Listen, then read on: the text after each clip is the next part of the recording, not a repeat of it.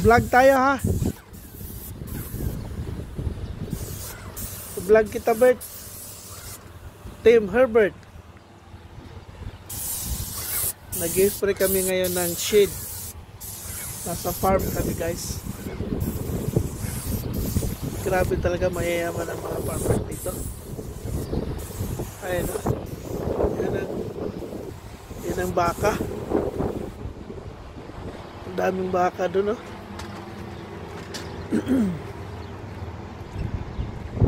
Kita niyo yung mga baka na yan. Butong na butong, eh. Lalaki. Yan yung ginagatasan. Ayan, mga buntis yun, eh. Kakapanganak. Kaya maraming gatas yan, matatapos. Pero ang ginagawa namin ito,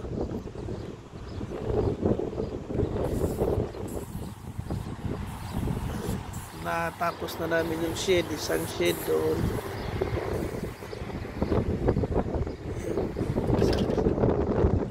Shed yan. Yan, tsaka ito na lang ginagawa namin. Hanggang doon din yan sa kanto. Ang ganda ng paligid. Presko, napaka-presko ng hangin. Maamoy mo lang amoy ng tae ng baka, amoy baka, amoy gatas. Ayan, birds ay nag-spray dito. Pero nagkami si CB, ito yung apprentice namin. CB,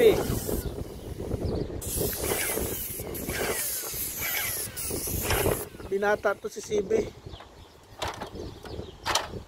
Parang makulimlim na bird. Oo. Kaya pa naman, wala pa naman. Ah, mayroon na bird. Wag na bird, magkating-kating na lang kayo. Nakita ko yung ano. Medyo umulan. Oo. Kita ko magkating-kating na lang kayo. Oo. Siguro, kung hanggang Biyernes matapos na to, ano? Ah. Oo.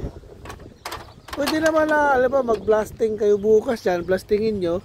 Habang nagpapatuyo, punta kayo dun sa mga PVC. I-ano nyo. Pinturahan. Ano alin? Yung doon. Oo. So, ilan pa pintura kailangan mo? Dalawa pa. May dalawa akong bili ngayon. Dalawa pa. Sakto na kayo yung dalawa na yun? First ko po lahat kung ano na ito eh. Dalawa. Oo. So grabe, ang dami ko na pag ilan na yun? 14 na po kung bibili ko ulit. Kung pabila ko 14. Grabe, ang dami, 14. Ano yun ah? Kulang isa po yung magagamit ko sa... Doon pa lang, malaki na na. 14. Sige lang, ganun talaga. Malaking gastos natin sa materyales. Bert, ano mo ha, yung mga pantayin mo lang yung walang mga overspray. Kung mayroong mga overspray, i-square nyo lang, pantayin nyo, no? Ingat kayo dito kasi dito maraming ano eh. Pwede i-roller nyo na lang, no? Kaya na siguro i-roller yan. Kasi may tangke, baka maitiman yung tangke. Roller nyo na lang. Sige, sipagan mo. Ikaw pa. Si CB, ano lang to, estudyante to. Parang summer job to CB, no? Kasi may pasok, pero high school pa din siya. CB. 16 anyos. Dire, pag 16 anyos, 15 day, pwede na magtrabaho 15. Ayan na target natin Friday matapos to. Lumagkas na kayo ah. Kapag 5 pa pala. 6 na pala lahat kasi si Raymond saka si Alan isang araw dito nung Biyernes kaya magiging 6. Okay lang. Oo nga pala guys. Half day lang po nung una. Ganun. Pero ganun din ang kwentada na yun. Ganun na din ang kwentada nun. Kasi Buong araw namin yun eh.